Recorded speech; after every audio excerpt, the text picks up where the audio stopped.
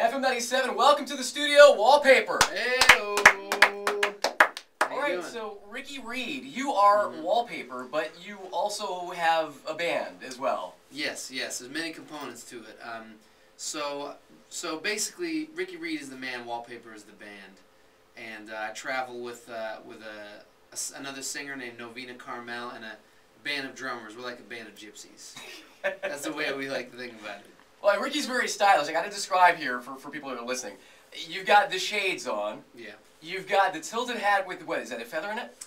I don't know exactly what this is. Yeah, you can call it a feather. You got the buttons on your jacket there going on. And you've got a shirt that I guess could have been Wallpaper at one point in time. Could have been. It's got a little bit of a it's almost like a stylish puke shirt. It's like a puke shirt, but it's just tweaked to be just barely good, you know? So tell me a little bit about, okay, the name Wallpaper. Where did it come from? Wallpaper, I mean, the idea when I started was I was really on a warpath to sort of satirize everything going on in popular culture and pop music. So the idea was that, you know, everything that we were getting fed was, musically, was wallpaper. And it's funny because it's come full circle now. I'm trying to make music that is anything but wallpaper, things that stand out and reach out and kind of grab you by your collar of your t-shirt, you know. I feel like we're getting really, really deep here. Oh, that's where I go every time. How far down the rabbit hole do you want to go? All right, now tell me a little bit about your background. Like, where are you from originally? I'm from Oakland, California. And how about, like, how did you decide the music is your thing? Man, it's always, for me, it's always come around to trying to meet girls. When I was at junior high, I had a punk rock band, you know, trying to impress my little junior high girlfriend. And in college, when I started Wallpaper, it was the same thing. I want to play house parties. I want to meet people. And that was really the beginning of it for there as well. See, I feel like we're kind of the same because that's why we all became DJs. We want to meet girls. That makes sense. Isn't that what motivates us to do pretty much everything we do? So describe for me your music. Well, it is a little hard to describe. I mean, we make, the first thing I always tell people is that it's loud. The songs are loud. And it's like, well, even if you have it quiet on your stereo, it is loud in that it's colorful, it's big, it's kind of ambitious, it's sort of forceful and bold, you know. There's a lot of bass in it. You can party to it. I think that's about as good as I can do because stylistically it kind of is all over the place. Now, as far as writing songs, like do you have a place that you go to write your songs, where you get your inspiration from? Yeah, you know, it's funny. The way I usually talk about this is it's so random. My process is so random. I like to think that I sort of just listen and pay attention to the things around me, whether it's other music or the way people speak or the melody of a sentence. The melody of a sentence. You know what I mean? Listen to all those little things and then pluck the best, most unique things out of the world around me and then just sort of rearrange them into songs. Now, I was on YouTube earlier today. I got to ask you, you got to tell me about all the Belle Biv DeVoe Poison covers I'm seeing with you on YouTube. Oh, man. Yeah. I was excited, dude. I was like, yeah. Yeah, well, like one of the first things that pulls up, like if you search like Wallpaper Live, it's like the very first show that we ever did at a real club. And it's me, covering Poison, Belle Biv DeVoe.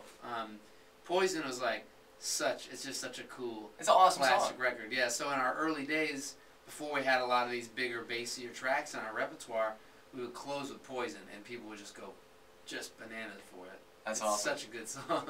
So now your current single is called Good for It. Yeah. Tell me about the song. Good for It is a really interesting song for me. If you know my records, if you know Stupid Faced It, Best Song Ever, these party songs that are featured on shows like Jersey Shore and whatnot, you know that I'm kind of a party rocking type of dude. But you know, all my songs have been these sort of Friday night songs, Saturday night songs, and I realized at some point that I needed a song for Sunday morning.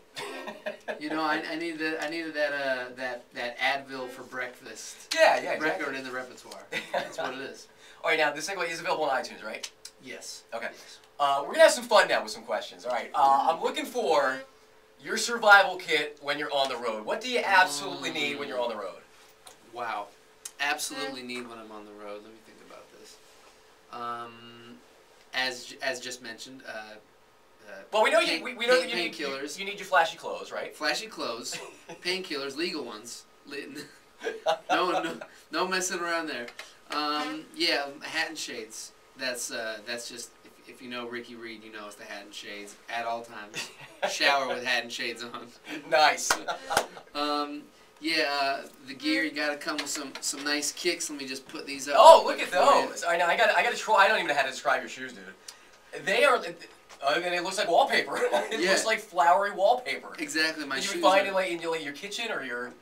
Yeah, or maybe like on your grandma's suitcase from the late '60s or something. You know. So now, where does one go to get shoes like that? Boy, where did I get these? I don't even remember. I think I got these in New York. You know, but the trick to all the bros out there with getting those real slick, stylish shoes is you get the women's designs and the men's sizes. Don't tell anyone I told you. We're not broadcasting this on the radio, are we? No. Telling all my secrets. So yeah, aside from that, in the road kit, you know, it really comes down to having 100 pairs of underwear and 100 pairs of socks. Because you want to be fresh. So you definitely overpack for things, is what you're saying. Oh yeah, well, kinda. I overpack some things and I underpack other things. Uh-oh. You know, the first day of every tour, phone's dead. I left my charger at home. Well, see, at least you're not underpacking the underwear, though, right? Exactly. No, I come correct with a bunch of fresh pressed chonies every tour. Oh, good. All right, now if you could be somebody other than Ricky Reed for an entire day, who would you be? Wow. If I could be somebody other than Ricky Reed for an entire day. Entire day, just for a day. Well, my first thought was like. You know, he wants to say Ricky Reed. You know I do. My first thought was starting thinking of all the great men, you know, over time, and then I was like, wait, should I consider women too? Is there a woman I want to be? And then I'm like. Then I got into this whole philosophical quandary about whether or not I'd want to be a woman for a day, and then what it'd be like to be. You got me in a crazy headspace now. This could be into a whole other conversation. You just threw me for a loop. Probably Barack Obama or Shaka Khan. Wow, that's okay. That's not what I expected at all. But musical guilty pleasures. I know you got some. Oh boy, musical guilty pleasures.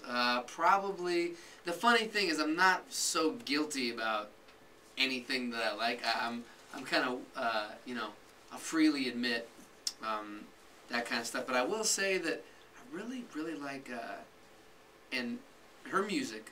Talking about her music, I really like Selena Gomez. Really? I like her songs. I really like the "Love You Like a Love Song" song. That is a big time musical guilty pleasure for me. I would say nothing else is guilty. That's about as guilty as I get. That's good enough right there. I'll tell you what. Yeah, you're like, you gave me one big one doozy. All right, so last certainly not least, what is the absolutely craziest thing that you've seen or experienced while you've been on tour? I had wow. There are many things. I can take you to. Let's take a trip to Kalamazoo, Michigan. I was there on tour, and I was in kind of a bad headspace. And these things always come from being bad places. We played a show, and I was running around. It's a college town. If you've never been there, it's that kind of fun small town where anything seems possible. It was one of those nights. So I was double fisting. I won't say what, but I was being excessive, and things started to get hazy. And the next day, I woke up, and I was in a living room just on the floor, just laying on the floor, just aching, And I'm picturing the movie The Hangover at this point. Yeah, exactly. And I just look at my friends, and they're giving me that look where they're just, if you could see me, they're just shaking their head. And I'm like, tell me what happened. And they literally, and I don't condone this, but they literally found me sleeping, curled up in a little gutter, straight up, like one leg up like this, and they had to pick me up and carry me 3 or 4 blocks to the house we were staying at and drop me on the floor. That's signs of a good time right there. Oh boy, Yeah, there you go. But the thing is, I was in a bad situation. Luckily, my friends were good for it. There you go. Do you have a Twitter handle? Yes, it's just at Wallpaper. Very simple. At Wallpaper. Nice and easy. Yeah, and you want to get me on Instagram too, because I got the wildest, weirdest Instagram. On my side of the Mississippi. I can only imagine at this point. All right, so at Wallpaper, make sure you follow him. The single is called Good For It. Make sure you go to iTunes and you download it. Anything else that we can say here? Dang, just, thanks for having me, and drink lots of water when you go out. And I think our promotions guy, Joe, because I see he's been eyeing up your shoes, I think he's going to go out and get a pair. Oh, good. Please do.